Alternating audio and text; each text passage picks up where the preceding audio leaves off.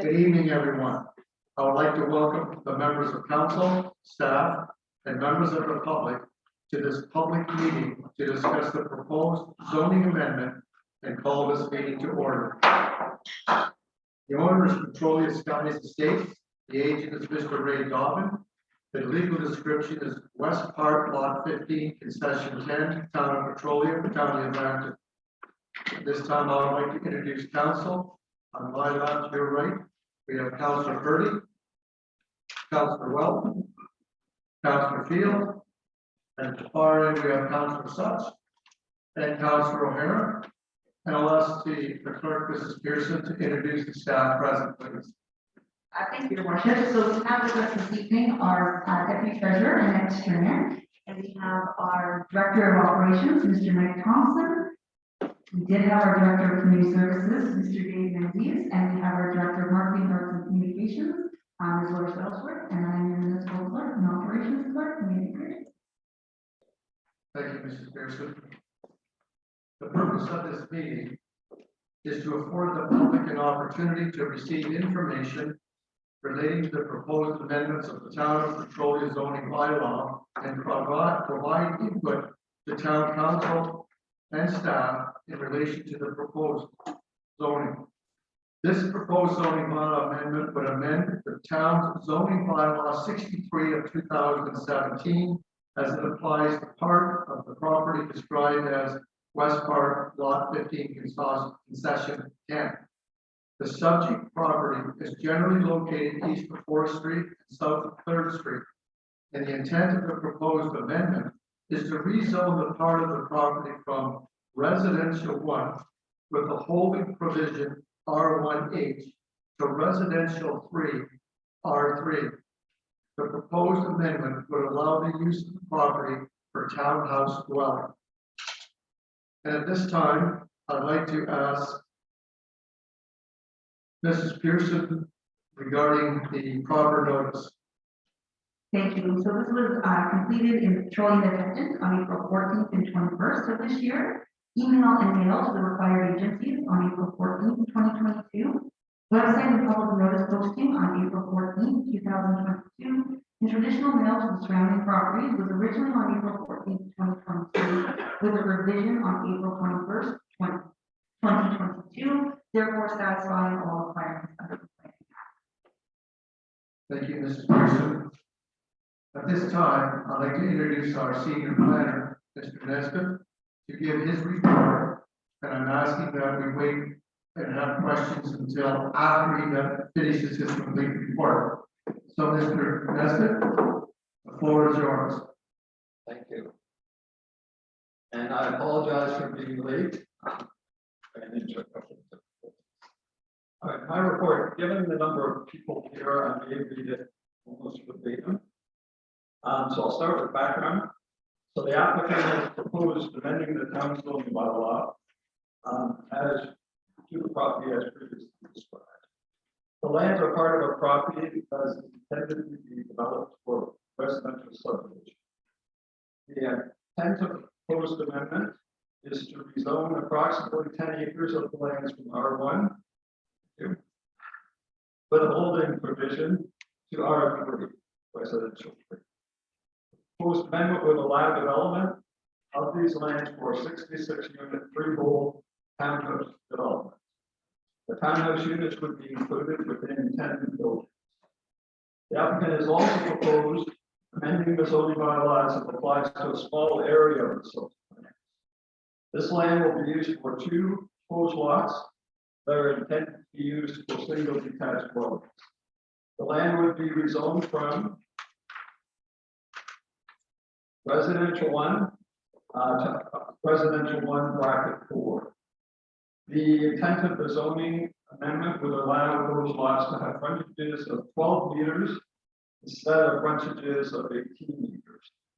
Looking at planning policy, first provincial policy statement. Policy statement encourages new residential development to locate within existing settlement areas. The PBS also states that new development should be adjacent to an existing built-up area and should be served by full municipal services. The subject lands are adjacent to areas already developed for housing and will represent an orderly expansion of the town's built-up area. The proposed development will be served by full services. The zoning amendment would apply to land designated for residential use by the town's official.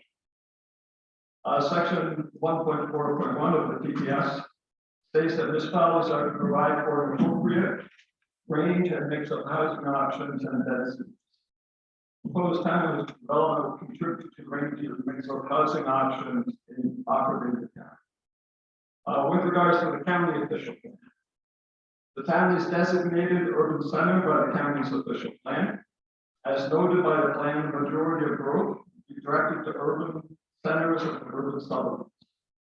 The official plan also states that local municipal official plans are to include provisions that allow for range and mix of housing forms, types, sizes, tenures to meet local and county housing needs. Section 2.13.12 encourages local municipalities to provide opportunities for intensification of housing. Suggested techniques can include directing housing to vacant lots in existing residential areas and redeveloping sites not previously used or underutilized for residential purposes. The lands before us are currently vacant and are located in an area where several other plans and subdivisions are proposed. It is expected that these subdivisions will be primarily comprised of individual lots or single detached dwellings. While a significant portion of the applicant's land will also be used for that type of housing, the subject lands appear well suited for medium density residential use such as this proposed town business. Looking at your official plan, the lands are designated residential by the town's official plan. Therefore, the lands are intended for residential use. The official plan states that, in accordance with the provincial policy statement, encourage opportunities for a range of housing options to meet the needs of present and future residents, encompassing a population with a diverse lifestyle and economic needs. The dwelling units will expand the range of housing options available to prospective purchasers and will make efficient use of existing services and community facilities. Your official plan also states that the town intends to conserve housing stock and character of existing residential areas and to prevent the encroachment of undesirable uses and types of development.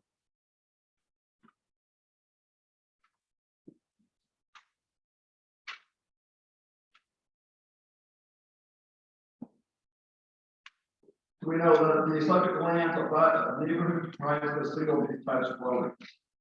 The applicant has provided a draft plan of subdivision that proposes locating the townhouses 7 to 7.4 meters from the rear lot lines of these existing properties. The R3 zone requires a minimum rear yard setback of 10.5 meters. We recommend that the same setback should apply where the R3 zone abuts existing property zone R1. This would assist in providing compatibility between the existing and future uses and will help to preserve the existing residents' enjoyment of the rear yard open space. The draft plan of subdivision includes 2 cul-de-sacs that will provide access to 28 housing units. The cul-de-sacs would directly abut the rear lot lines.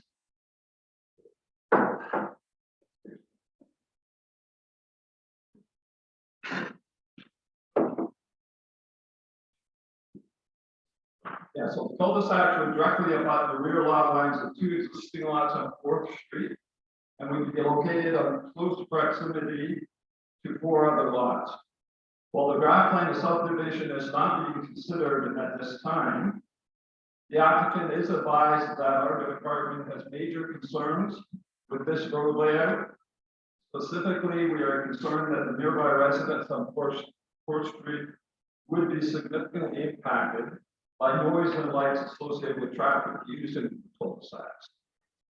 Section 7.2.1.7 of the plan states the existing residential areas and increase in residential density may be considered where the scale and character of newer renovated residential dwelling units are compatible with the surrounding area. The comment there is that while the proposed townhouse development will be denser than the nearby residential uses, proposed amendment can include regulations that will ensure the character and scale of the proposed uses will be compatible with the surrounding area. For example, providing an increased building setback from existing residential lots will help to protect existing residents and dwelling properties. The proposed townhouse buildings and road servicing the townhouses can also be designed and arranged to ensure that negative impacts are not created. With regards to the reduced lot frontage, as noted, the applicant has proposed amending the zoning bylaw as it applies to a very small area of land that will be used for two proposed lots, which are intended to be used with skilled detached dwellings. The land affected by this amendment will be located on the east side of 4th Street, with a portion of the street that will be extended as part of the subdivision development. It is located immediately south of 460. The land would be rezoned from R1 to a site-specific R1 bracket 4 zone. The effect of that amendment would be to allow the two new lots to have frontage of 12 meters instead of 18 meters. We have no concerns with this amendment. The R1 bracket 4 zone currently applies to a large number of lots along the east side of 4th Street and along the south side of 6th Street. Allowing the two new lots to be subject to the same reduced lot frontage will result in the lots being developed for single detached dwellings that are of similar character to other developed properties. So our recommendation: development is determined by the conformity and direction set out in the community's planning process. The proposal has planning merit as it maintains the intent of the provincial policy statement, county's official plan, and your official plan, as well as your zoning bylaw. Approval of a site-specific R3 zone amendment for the townhouse development is recommended. We also recommend approval of the bylaw that rezones a small area of land that would be used for two proposed lots from R1 to R1 bracket 4. The amendment should include a holding provision that will be removed upon the granting of draft approval of plan subdivision. Those are comments for the application. Thank you, Mr. Nesbitt. What we'll do now is we have a list of speakers that have asked to speak, and then I'll open it up to the public who are not on the list, and then staff and council. So first on our list is Linda and Gary Baker. If you'd like to come forward, please. Please state your address.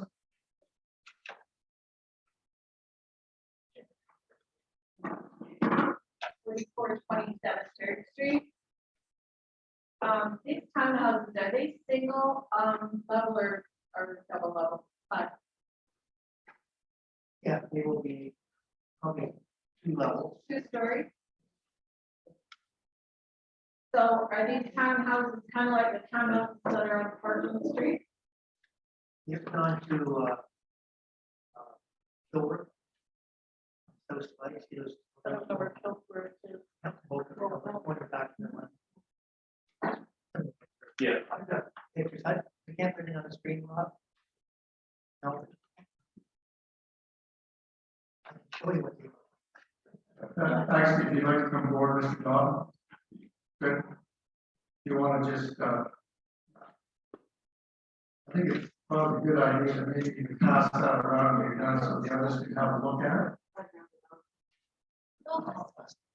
Are these townhouses geared to income? Okay. Story? Yes, no. No. How many square feet in each one? They start around 1,400 square feet up to 2,000 square feet.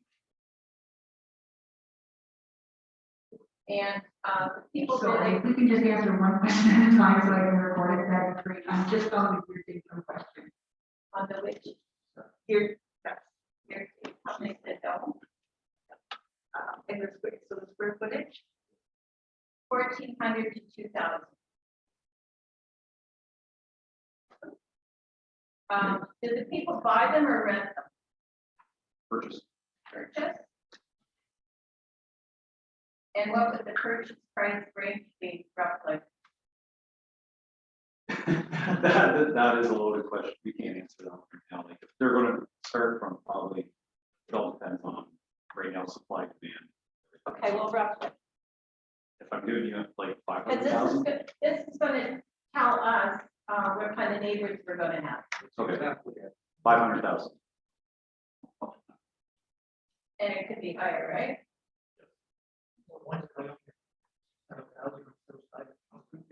Ray, yeah, I think just so we keep this under control, I'll just get you to come up to the mic and speak so everyone can hear your comments. Come on up. All right. Sure, would Actually, Lydia, if I can get all your questions first, and then we can Okay. have Ray come up and respond to them, that'd be great. So we've got local townhomes, be single or double level townhomes, similar to townhomes on Portland Street, will it be your income, purchase or rent, and the price. That's where we're at with it now. Okay, then go ahead. So it is individual ownership, not a company gonna buy them? Yes. And, it'll be personal maintenance then? Yes.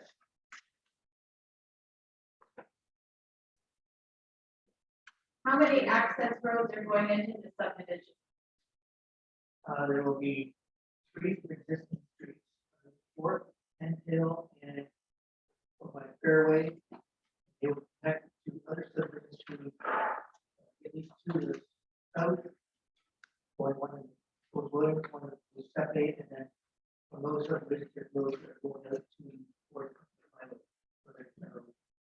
I'm gonna have Ray come up and speak, and when you're done, and just do the questions and hold off on the answers, because other people can't hear that. Go ahead. My last question is, where in that land are these, townhouses going to be placed? Are they backing us that are already there? All right, well, thank you, then, and I'll ask Mr. Dobbin to come forward and speak to some of those questions, the ones that were unanswered. Thank you. I sure will, Ray. So the first question is, if they're going to be a single or double level townhome? If they're going to be a single or double level townhome? Double level.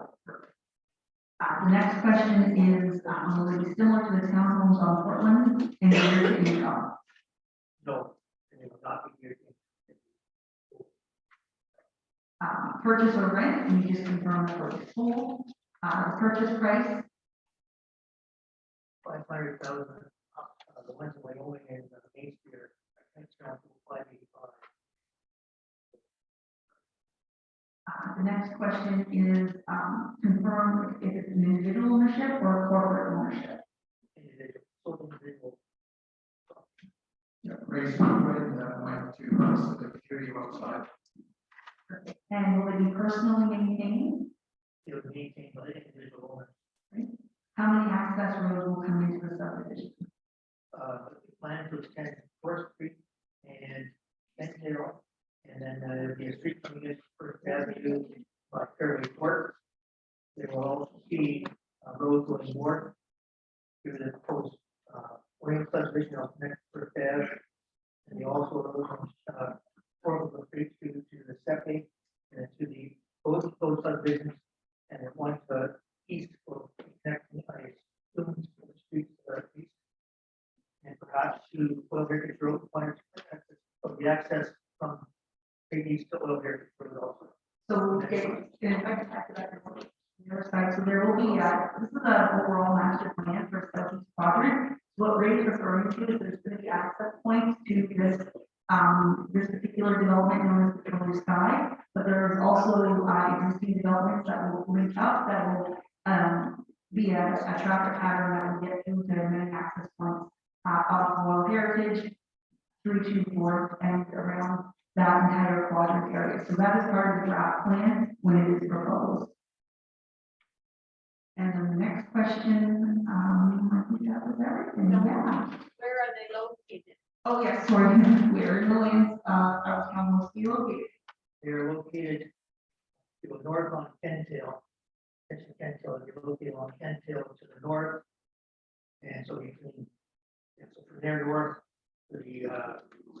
south end, south to the south end of the fort. And then there's a little bit past there, basically along that extent. So they're running north to south, Not east to west? Yes. The Kent Hill is up, so there will be, row housing on the east side running facing west. And then there'll be 2 or 3 streets that go east and west and we facing. south on those. Mr. Nesbitt, would you like to respond to that? If I might, I'm gonna pass around, if council's okay with it, a concept. Please do. You'll note that the area in red line is the area proposed for the townhouses as they're shown on the image. The one thing I will caution is that this concept plan is something that we're gonna have some issues with. Specifically with regards to the cul-de-sac streets that you'll see when you look at it. Okay? Thank you. The next on our list is the St. Clair Region Conservation Authority. I'll ask Mrs. Pearson to respond to that. Thank you, Your Worship. I will read the correspondence received by St. Clair. And that is that they have no concerns to the proposed amendment as stated. Thank you. Lambton Public Health. Mrs. Pearson, do you have something to report? So this is again submitted by Lambton Public Health.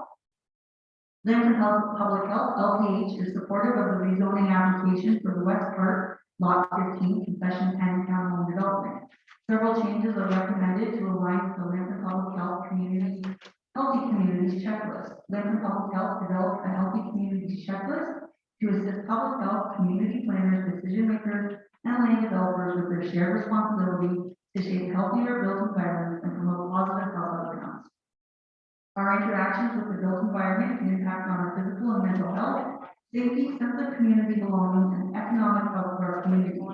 The Healthy Community Checklist includes 5 themes where action on the built environment can be directed: transportation networks, neighborhood design, natural environments, housing, and food systems.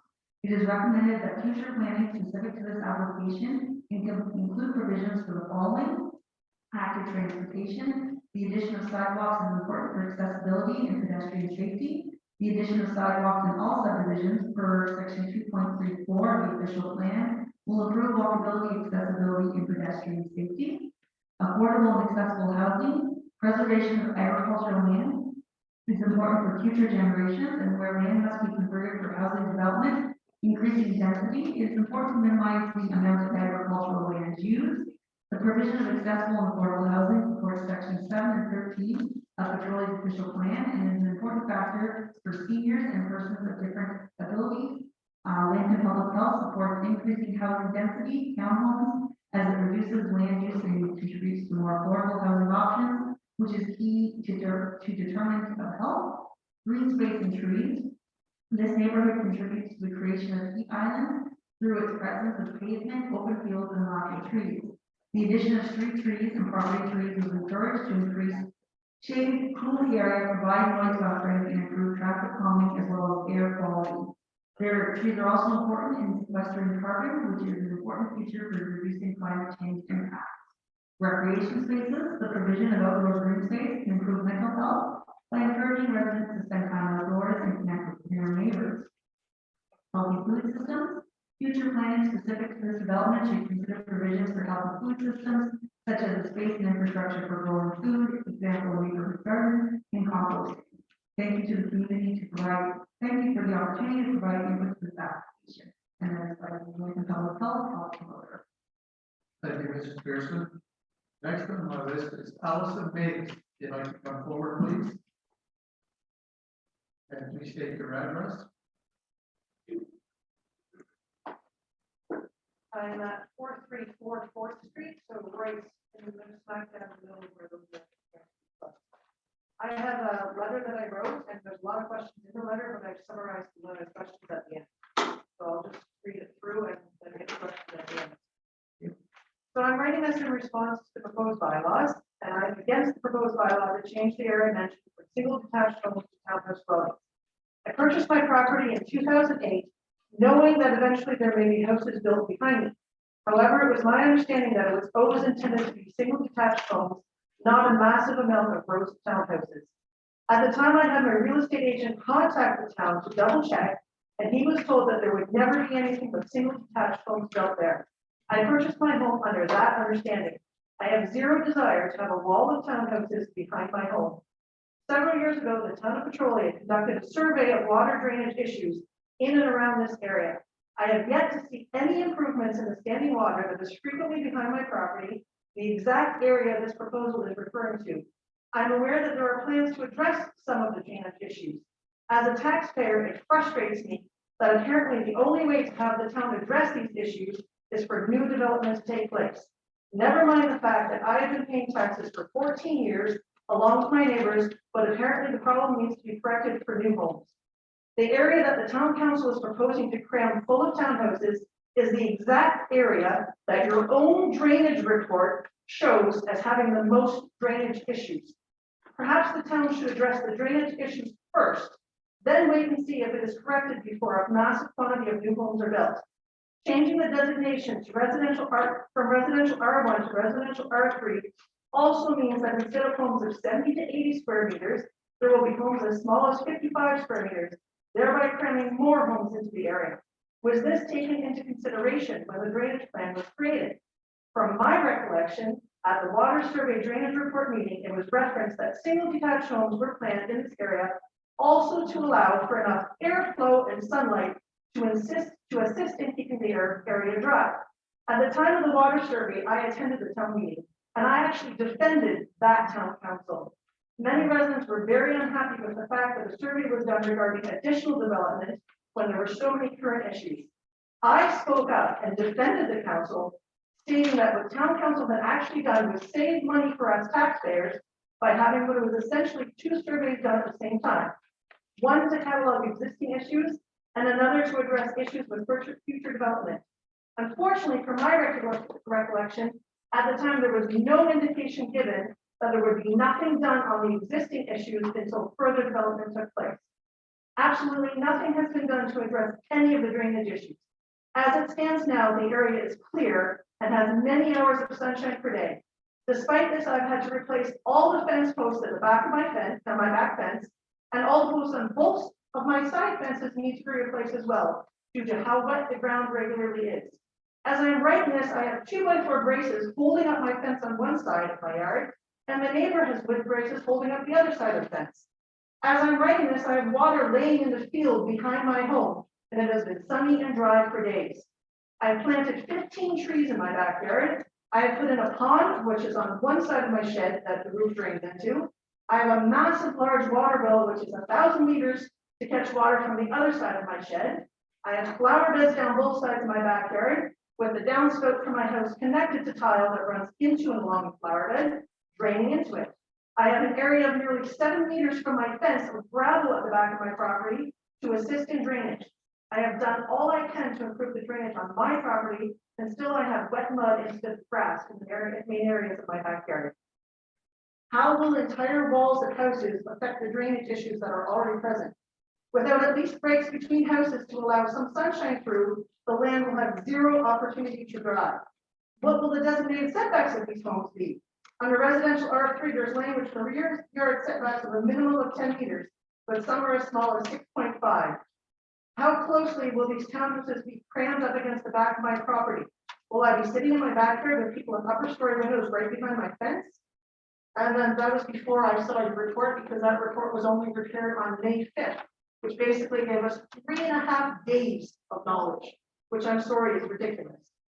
When you look at the neighborhood that surrounds the land in question, there are no other townhouses. Creating an area of townhouses does not fit in with the current neighborhood. I do not want my property value to decrease because I have a wall of townhouses behind my home. This is a neighborhood that is single-family detached home. It was always intended to be single-family detached homes and should remain as such.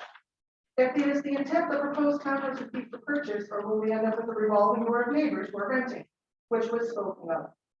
There is, as far as I'm aware, no other rented homes in the area, and I'd like to know how they can guarantee us that there's going to be no people buying the homes and then renting them out. Because from my understanding, they can't guarantee that. One of the arguments I suspect town council will make is that we need more homes for those with lower incomes. I'm one of those people. I'm a single mom who has 3 jobs, 1 full-time and 2 part-time. To be fair, when I initially purchased my home, I was not single. However, it was still purchased based upon 1 salary. And since becoming single, I am a sole homeowner and I work my behind off to keep my home. During that time, I worked on my backyard, my front yard, my side yard, my driveway, my interior, and I deserve to have my home maintain the value I have earned. Once one area of townhouse has been approved, is the rest of this development also going to be comprised of townhouses?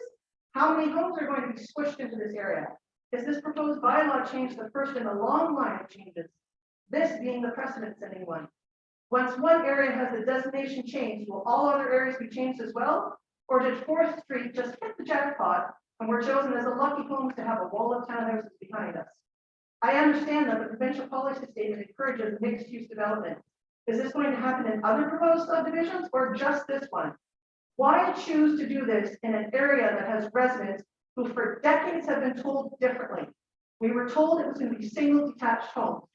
Why is this not being done on the opposite side of this area of development? But single homes abutting ours, which we've been told for decades would be, and put the townhouses on the other side. That way people who purchase those homes do so knowing there will be townhouses in the development. Creating a large quantity of townhouses as opposed to single detached homes will also dramatically increase the amount of traffic in this area. There are no sidewalks. There is a park that is used often, which many neighborhood children walk or bike to. There are also no streetlights in an entire section leading to this park, which I happen to live in the middle of, the area with no streetlights. I've called town hall before and asked about additional streetlights and was told it was not needed. I've called town hall and asked about making the intersection at the park a 4-way stop. Fortunately, I was told that the town had no control over that. It was a Ministry of Transportation issue. How will adding a large multitude of vehicles affect the safety of this area? If the town can't make a basic change from a 2-way stop to a 4-way stop, who would we then go to when there are traffic issues? The town is creating more problems by severely increasing the amount of traffic when the current issues again have not even been addressed. I would also like to ask about setbacks from oil wells. What these specifically are for this area and will these be honored in this development? From my understanding, there are oil wells and the remnants of oil wells dotting this area of proposed development. Have all these old and current oil wells been cataloged? Was the ground x-rayed? Many old wells were shored with wood and would not show up if a metal detector is used. Was the area even surveyed with a metal detector? Will all the development adhere to the necessary 75-meter setback from the well? What if a well is located during development? What are the ramifications of this? How close will these new homes be to the oil wells? What happens when there are negative ramifications? Who is responsible? Developer? The town? After all, it is the council that approves the building plans. Who do current homeowners turn to? It seems that the current council has adopted a policy of development at all costs during their term with little regard for long-term thinking or planning. It also seems that this current council does not often, if ever, change their plans based upon the voices of those in the surrounding areas.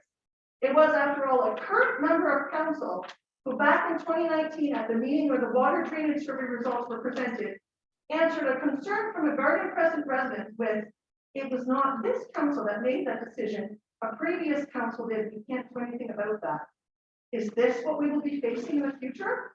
If there are issues with drainage or with traffic or with oil wells due to these developments, will the council that is then in place answer also with, "It wasn't our decision"? Again, who do current homeowners turn to? I know this letter may not be professional and it's probably not up to the standards you expect. I don't know all the bylaws and rules and regulations. I don't have staff at my disposal to search up bylaws or changes or to write fancy legalese letters. The town has had years and decades of knowledge with the drainage report, the town bylaws, and provincial policies regarding development. The town has staff who have studied for years to become proficient in these areas. The town has access to experts. I'm an extremely busy mom who read your proposed bylaw change letters, and disagrees. I had 1 month to read your confusing letters, find the town bylaws, drainage report and provincial policy, and attempt to make some sense of it all. Not to mention figuring out how to coming to council to present a letter and speak about this actually functions. All of this is new to me. Yet that is how strongly opposed I am to this bylaw change. I would hope that this council will listen and consider what I am saying about where I live. So my summary of questions. The massive amount of townhouses in such a small area. How far away from my property will these homes be? What type? 1 story, 2? How am I to enjoy my property with this kind of development right behind me? Part 2. Why choose this area that has residents who for decades have been told differently? Why is this not being done on the opposite side of this area of development to ensure that those who purchase within the development do so with full knowledge of the existence of a massive quantity of townhouses? Has this area been properly surveyed for oil wells, including metal detection and X-ray? If not, will this be done before development occurs?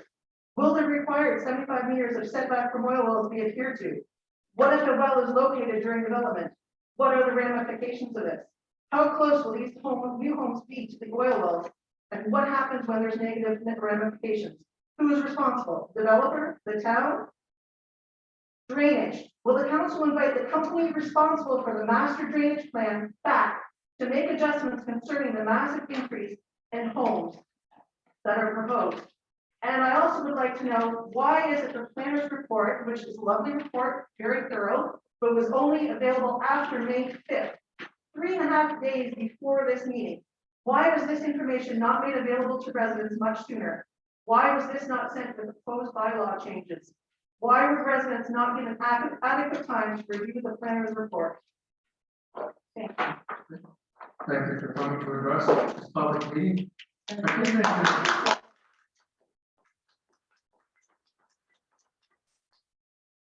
Just mention a couple things. Usually for wells, if they are found, they have to be plugged at the developer's expense, not the town's. There was a number of issues you brought forward, but I'll ask Mr. Ned, do you have anything you'd like to bring forward this time? So the big one was the oil wells. We do have a map of oil wells in Victoria, but it's essentially a red blob that covers almost the entire town. So it's very irregular for a major development, especially not to encounter oil wells, but there are requirements in the agreements, or in this case, the subdivision agreement, that will require any found oil wells to be properly plugged and sealed prior to any development on the site. But there will not be setbacks then. You're just going to plug them and build right on top. That's what has occurred in hundreds of situations already in the county. And you're not going to look ahead of time before development starts for where these are. So for all we know, if these homes, which are going to be right behind my house, they start digging right behind my house, and I might have a well all of a sudden right behind me. That's open now.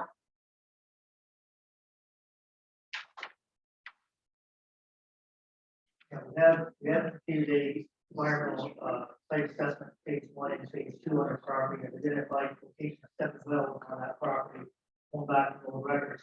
And those wells will be plugged according to industry standards by the developer before any houses are sold.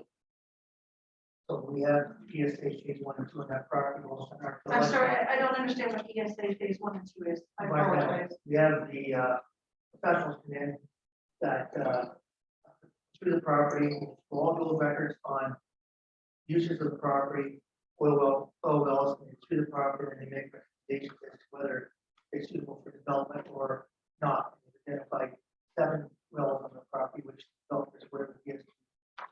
One, Was the area X-rayed? not like, Was there a metal detector done? I wasn't. So there could be way more than the 7 wells. You're just going by old information. And we know that there's lots of wells that are not documented.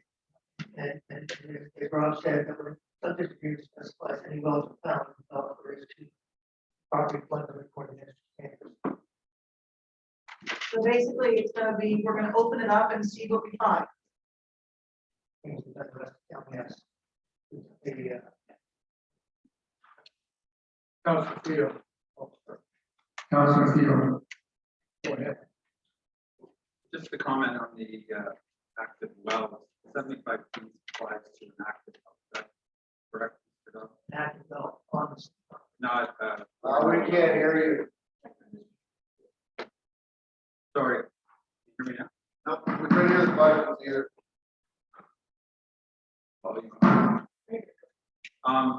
It's about the 75 foot I'm yelling. I don't know. Meter. 75 meters to an active well, is that correct? There is no active wells in that field. Correct?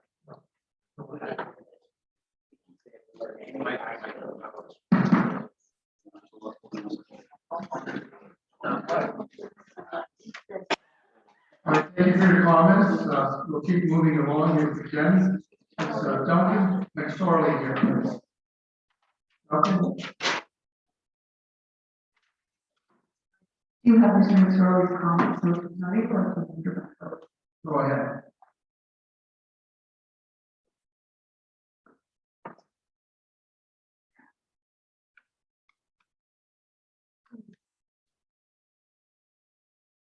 Technology is great, it's just moving.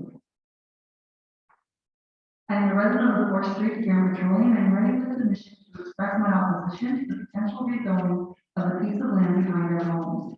There are a few concerns with having townhomes built behind our homes that I feel compelled to address with you. The first and greatest concern I would like to bring to your attention is drainage. The drainage that is currently in place for our property is insufficient as our yards remain wet and saturated for long periods of time after rain or snow. As well, water regularly pools in the field directly behind our homes, which is more likely to have rocks and our yards from drying.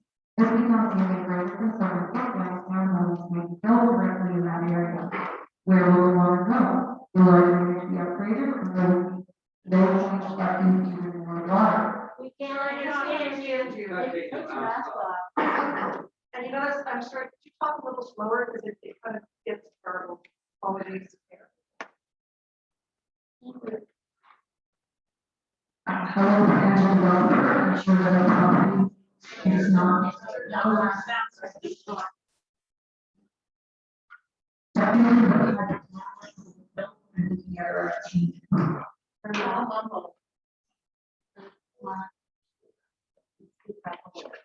Secondly, what kind of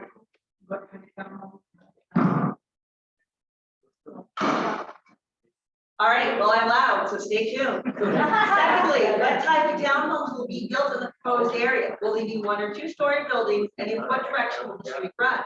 Privacy behind our homes is now a major concern because the piece of property we purchased had just that, privacy.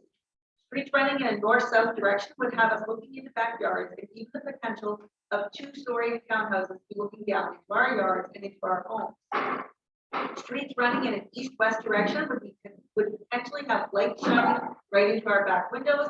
Either way, we are losing what we purchased and would anticipate the value of our homes to decrease. Lastly, my final concern is in regards to the old abandoned oil and gas wells located on or near the rezoning land. I understand that the town will do its due diligence when it comes to this in order to keep up the community safe.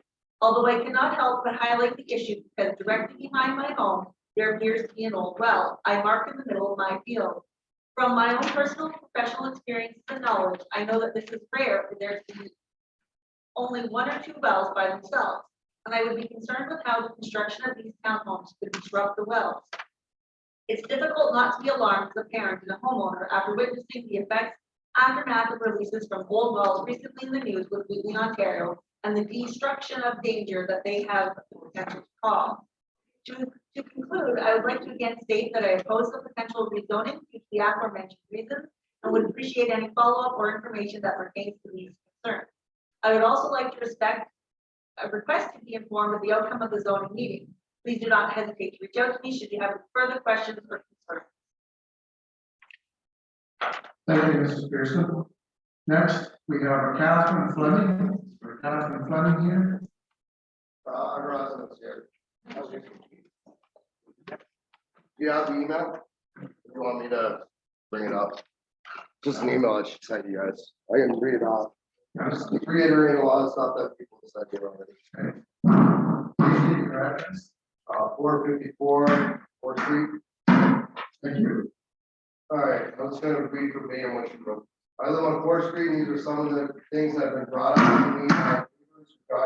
Regarding the proposed development that I'm hoping will pass tonight. Proper drainage. Much of 4th Street already has an issue with flooding. Trees, fencing. If to put up fencing, I personally like to be funded by the developer for the brand new fence that I just installed. Underground hydro. Plans for green spaces, playground incorporated into the development plans. And you guys answered everything else. So like basically just more of the stuff. Thanks. Thank you. Next, we have Kristen Monroe. Kristen Monroe. And they have also submitted an email for the attachment. I live on 4th Street. And these are some of the things that have been brought up by my neighbors regarding the proposed development, and hoping will be addressed at next meeting. Proper drainage, much of 4th Street already has an issue with flooding. Trees, fencing, if you're putting up fencing, I personally would like to be refunded by the developer for the brand new fence that I just installed right there west. Underground, it is the same as Mr. Fleming just repeated, but this is the email from Mr. Monroe. Yes, they are identical emails. Plans for green space playground incorporated into the development plans. Photos of the proposed units to be built, and if these plans must be adhered to, as in they can't show us one thing and then turn around and build low-income housing complexes instead of upon approval of town. Thank you for your time and understanding of this point. Thank you. Next on the list is Bobby Joe Van Neenan.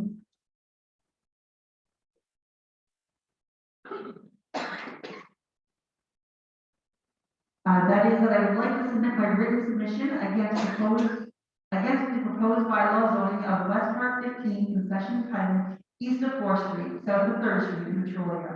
And they are concerned with them wanting to go from houses to townhouses and more squeezed into an area where there's already a water issue back there. If it is taller townhouses that will block the sun even more for drying up all the water that gathers in all the yards too.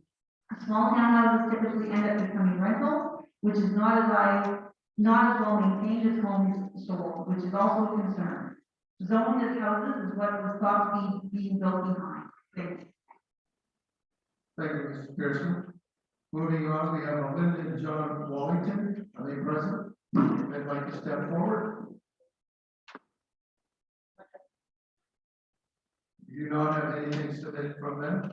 Next on my list is Deb Blackstone, please. I'd like to come forward to state your address.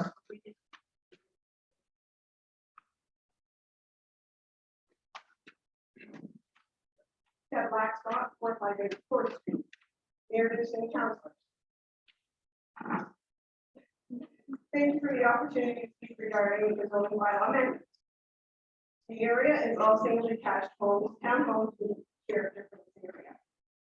On May 13th, 2019, council may recall, I came to council with drainage concerns for this agricultural property in question.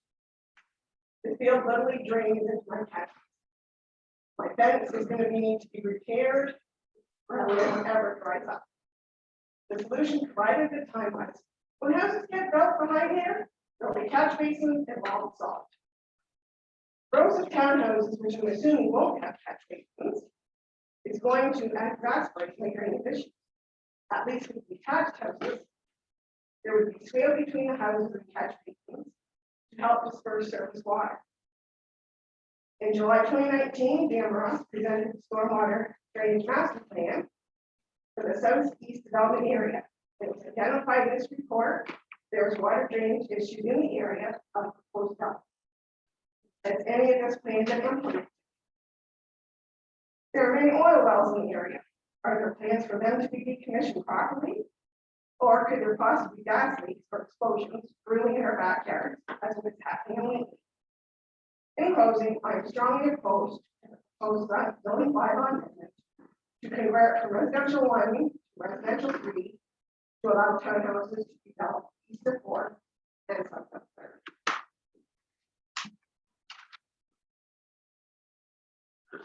Thank you for coming to address this public meeting. And last on our list is Sean Ritchie. Sean Ritchie, come forward, please. Please state your address.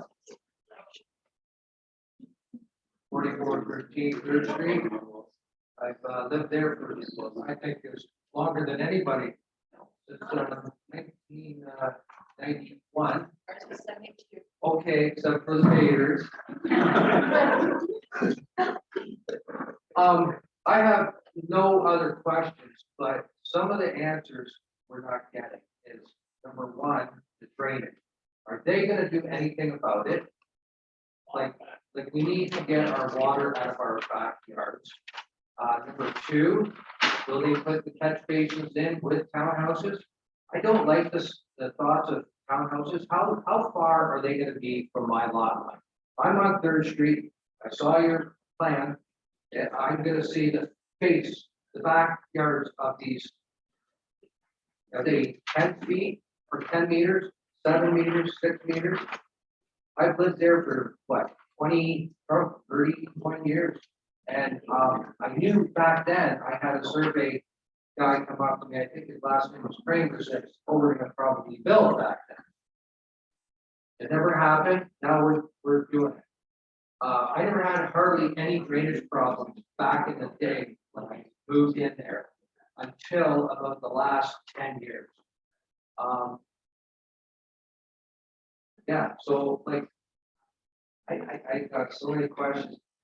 So you're guaranteeing with these townhouses that it's not gonna be low income rented out facilities, correct?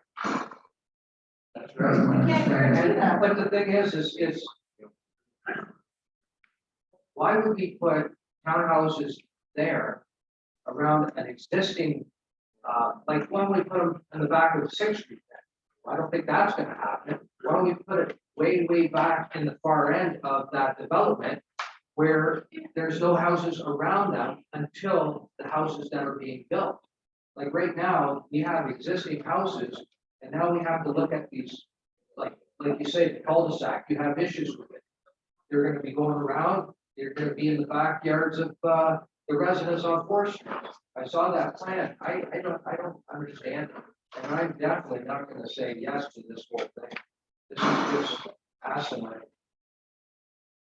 All right, thank you. What I'd like to do is, I'll let Mr. Nesbitt maybe address some of those, and then I'm going to ask, Mr. Cook just to talk a little bit about the drainage that's been worked on for several years. I should have been on that list. I called.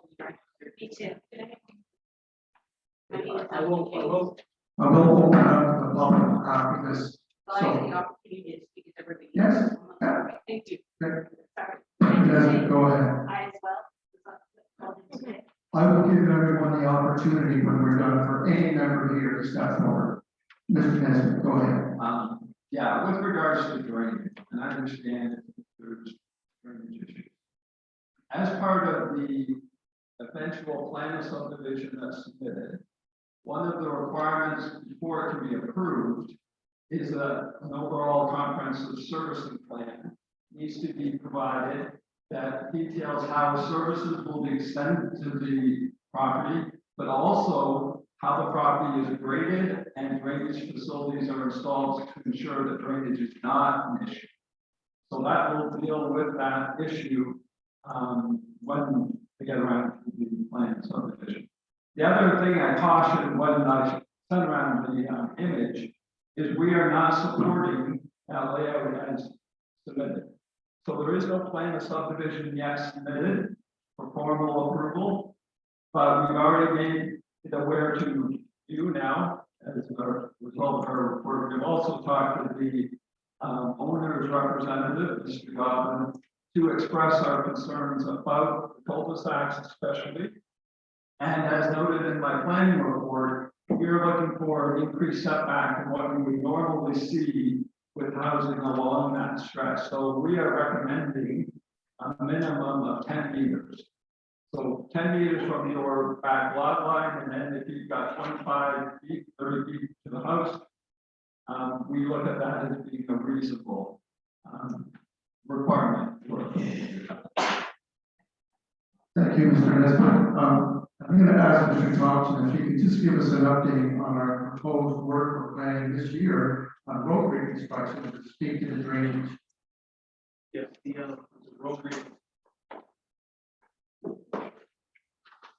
road reconstruction for Third Mutual and Kingsdale will alleviate any flooding on the road. Will also supply each resident with a lateral so they could do some backyard drainage on those roads. Rob touched on the drainage plan plan as far as grading plan for the used outlets at the rear of those houses. When, Thank you. when, So third regional Cantel, that public meeting is coming up. That is a construction project that has been awarded. The public meeting is the end of May. the date, Well, things coming up. If it's the 23rd is on Monday, so the day after, I think that's a Tuesday. Tuesday the 24th.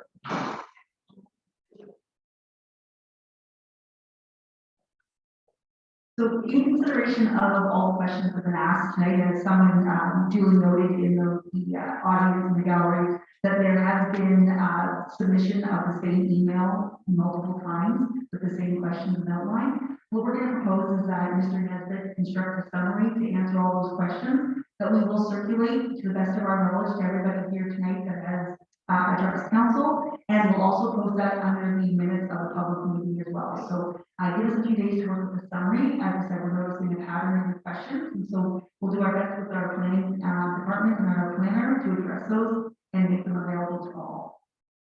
Thank you, Mr. Pearson. But as I said before, I will, for anyone present who would like to step forward and address this public meeting. Just state your address, please. My name is Emily James, I'm a 4444. 4444.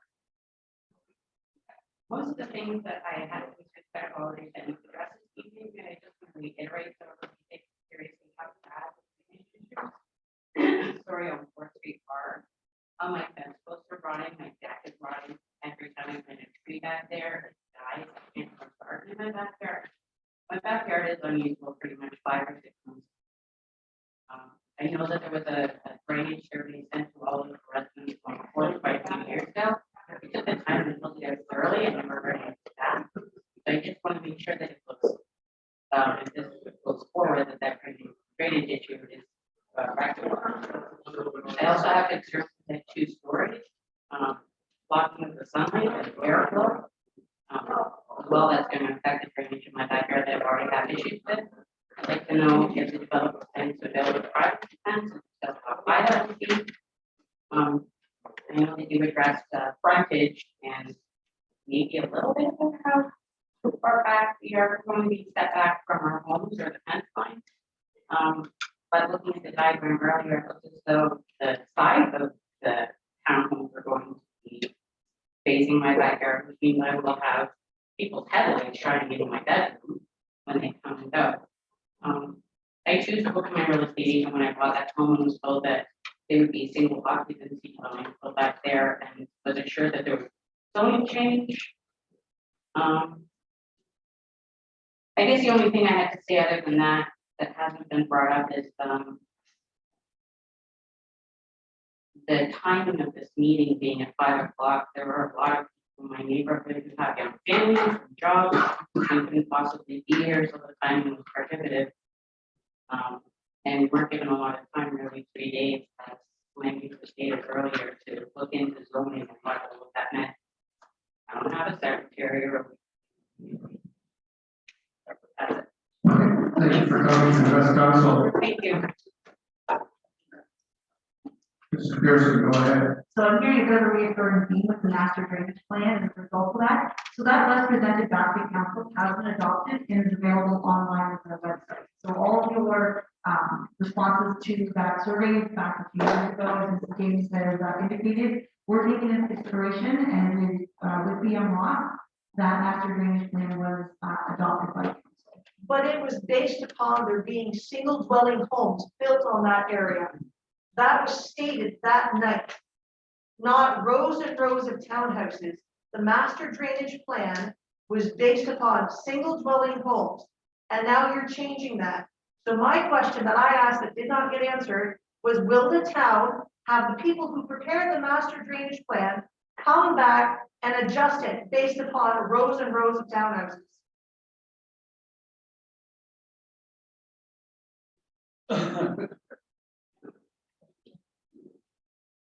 So when BM Ross conducted and completed that master drainage plan, BM Ross is the consulting engineer for Crown Petroleum. They do consult on all developments. It is the same engineer that reviewed. That doesn't answer. Are they adjusting the master drainage plan? Without seeing, as Mr. Nesbitt has indicated, there is no plan presented that, before us. That is part of consideration with plan of subdivision, and that is something that the MLS consults on. But how did it get to the point that he already had an outline of what the neighborhood's gonna look like before the people who live there got to speak against the bylaw changes? It seems like you're already 10 steps further when we're still at step 1. I think if I can, this public meeting is to do with the rezoning. There will be another meeting regarding a plan of subdivision when everything is confirmed. We are only talking about the rezoning. The actual plan of subdivision will be dealt with at a later date. Wanted to make that clear, so these proposed showings doesn't mean we approve any of that. All we're doing tonight is approving the zoning or not, and council hasn't made that decision yet. That's what this public meeting's for. Council will make that decision at a later date. But this is only to do with the zoning, not a plan of subdivision. All right, is there anyone else who wishes to address council? Please state your name and address, please. Hi, my name is Christy Martin. I live at 464th Street, Rancho, is the owner of the home. And I can't begin to tell you how upsetting this is. Right? And I'm sure many of my neighbors. We were upset to learn that we sold to a big fellow. We are sad that precious farmland is being sold. We are starting a local food crisis, but that's another issue. When we first purchased the home 10 years ago, it was because the property was quiet, it was private, and it was common. As I said, we are 464. We are the very last home on 4th Street. And we have come to enjoy for immense. The field was the selling point for Greg. He bought it because it was so private and such a wonderful thing. There was no indication to Greg when he purchased the home that it was going to be sold eventually to developers. We were only aware of that when we spoke to Mr. Clark about the field and the drainage issue. Because our yard, like everyone else here, has a drainage issue. And we have been vocal, we have come to many meetings and expressed that, and spoken to people individually about the drainage problem. Despite this huge problem, though, we would never, ever trade field for a wall of housing.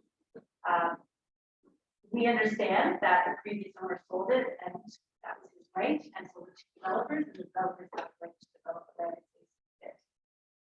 Bill 190 states that every person has a right to own the real and personal property that he or she has acquired in accordance with law and expect to the extent provided by law to the peaceful enjoyment and free disposition of the property. And I want to stress the words peaceful enjoyment, both of which will be taken from us with this development. We have no control over it, we have no resources to stop it, no recourse to stop it, and this is the only opportunity we have to put it. I do invite all of you, to come to my house at sunrise. Please come, have a cup of coffee with us, sit at my dining room table, and enjoy the sunrise. Because I tell you, it is the most beautiful thing at 464th Street, and probably of all of our homes on 4th Street. Stay the day if you want, bring your computers, work at my dining table, and enjoy the peace and the calm that you will experience there. Stay for supper. Watch the deer out of our dining room window because they do appear quite often out of our dining room window. That is going to disappear because now with the amendment that you made to the zoning, we're going to have 2 houses now besides, not just a wall, but now 2 more homes. Enjoy the various bird species that have taken up that field and have called it their home as well. Maybe watch a mother coyote raise her pups like we did a few years ago. I know, coyote, but still, it's quite amazing to watch a mother coyote and her 2 pups in that field. Camp out in our backyard, watch the stars. We have a telescope, you can enjoy the stars at night, but I'm gonna ask you to be quiet because the deer like to come and sleep in our yard. That field has become part of an ecosystem. I know that you said that the St. Clair Conservatory said all's good, but I can tell you, there are lots of animals on that field because we see them all the time. That ecosystem is our home, part of our home. It's that you're going to take away? I have a lot of questions, and a lot of concerns, but everyone has addressed so far, so thank you, neighbors. I do have a few more concerns, being 464th Street. Why were the two homes added to the development? We had the first original plan that came to our door that said it's just going to be townhomes. So I'm asking, I'm curious about why two new homes that have been added beside our home. I'm curious, is that to open up the road so that construction access to the back of the development? Does that mean that we're going to have constant trucks going up and down 4th Street and there are families with little children and lots of dogs? So is it going to be really busy? How is that going to affect us personally at 464th Street? Are we going to have trucks going beside our house and behind our house? I won't mention the drainage because it's been mentioned a lot tonight.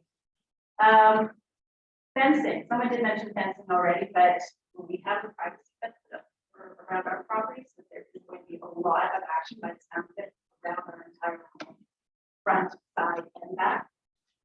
How long is this going to take? How long are we going to do the construction? And I know all our neighbors will be affected by it, but I do feel that we will be the most affected by it. Seeing how we are at the very end and will be the corner of all this construction. So how long will we be in construction? And what's the timeline for it to start? When will this begin? Well, I think that's all I have to ask. Everyone else.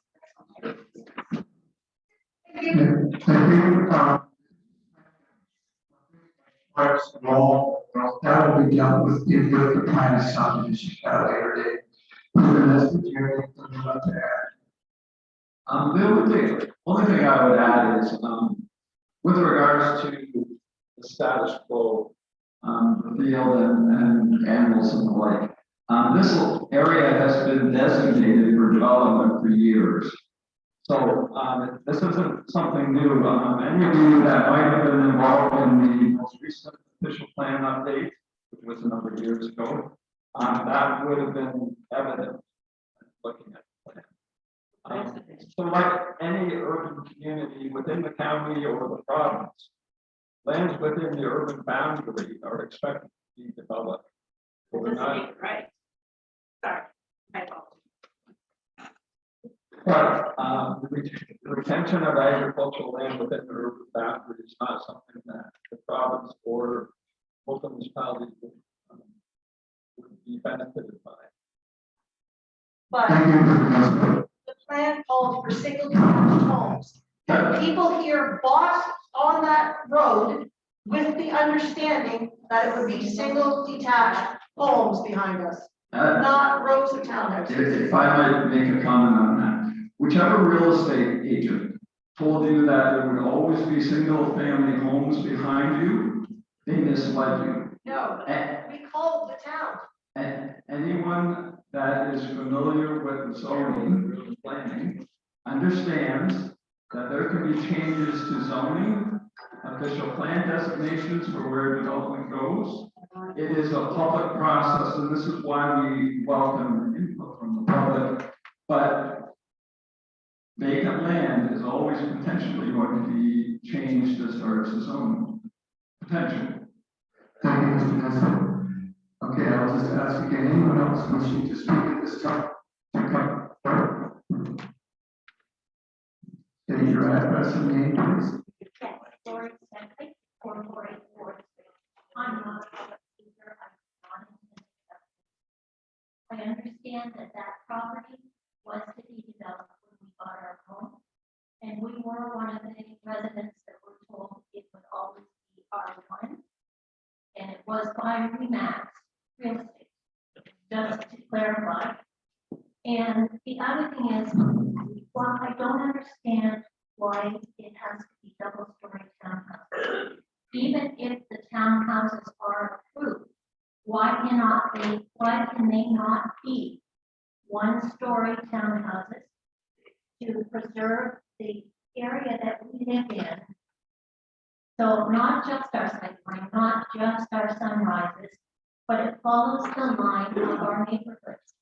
It just fits. Townhouses do not fit. And I understand that again, they're allowed to build and do anything they pretty much want to do, but it doesn't fit. Thank you. Just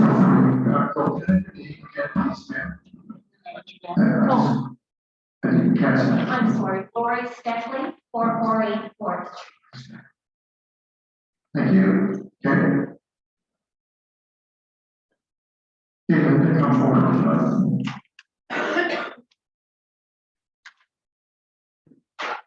Now that I've looked at the plan, the townhouse is back onto our property, not Fourth Street, right? Am I right, Greg?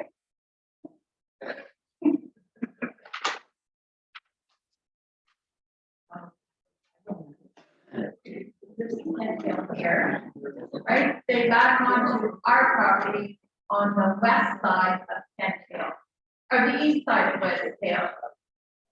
Yeah, can I just leave this as this is not, that's not being dealt with tonight, or today. We're just doing Aren't we talking about townhouses? that plan is not. I know, but these people are all upset Yeah, because they think they're in their backyard and they're on the east side of Kent Hill.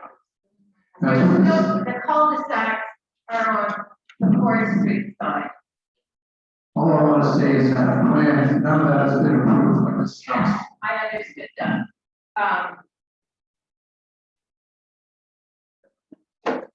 But if this is approved, my other question is, how far off of Kent Hill Street are the townhouses? Can you speak to that, Mr. Donovan? Like how far off? I believe the frontage of the house is 50 meters, which is common to all the single family houses. 18. Property line, the property line. Typical. For those that didn't hear that, it's 20 feet. And how much backyard do they have then? Because if they go down the side, there are neighbors, so I would kind of like to know this better than. Under this plan, the lots are 58 meters. You're gonna have a 30 feet back there. Yeah, I know that.